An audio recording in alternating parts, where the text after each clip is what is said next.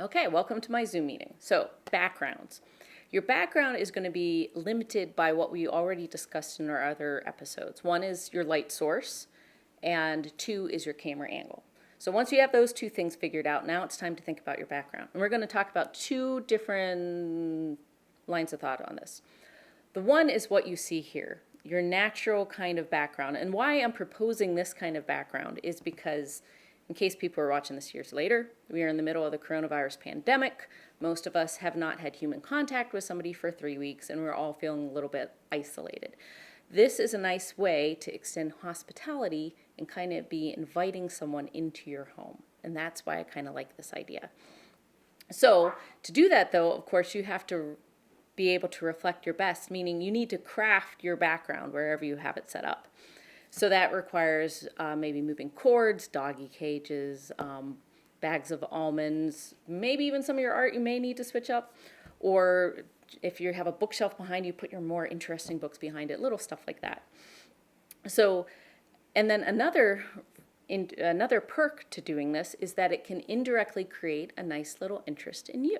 So for example, you may be looking up here like, oh, where's that from? What is that? Is that Bhutan? Was she in Bhutan? Oh, that's really cool. Little things like that. Of course, you may not want that either. So that goes to option 2, which we'll get into a little bit. But in crafting the background, of course, you've got to consider things like if you have a husband who may walk through accidentally in his underwear, or children or dogs or whatever, things like that. But just to show you why I picked this specific angle when I was figuring this out, like if we go this way, it's getting a little, of course, my lighting would be off from too much of that outside light coming in. You see my doggy cages.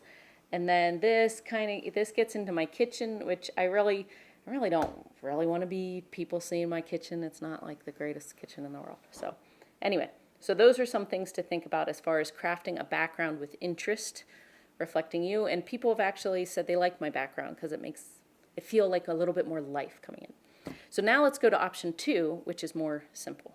Okay, so this is the other kind of option we have for background, is trying to find a solid plain wall, which in my house, it's an open concept house. I have tons of artwork. It's like almost impossible to find.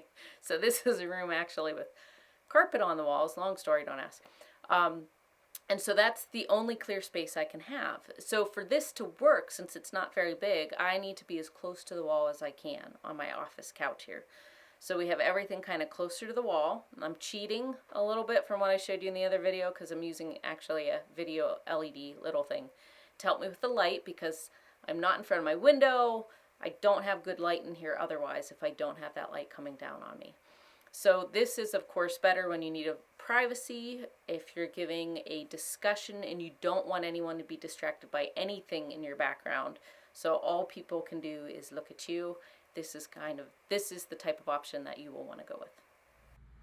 So the last option that I am presenting here for your background is a digital background, a clear color. Now, it looks pretty good. It keeps someone focused right on you. The problem with the digital, though, unless you're using, say, a green background behind you and transposing a digital over it, is that you will get a little distortion, as you see here when you move. So it's ideal for if you're not being very active in the videos, but it does give a nice, clean, kind of professional look. So those are our options for background. Thank you very much for watching our 4-part series of how to look good on your Zoom meeting.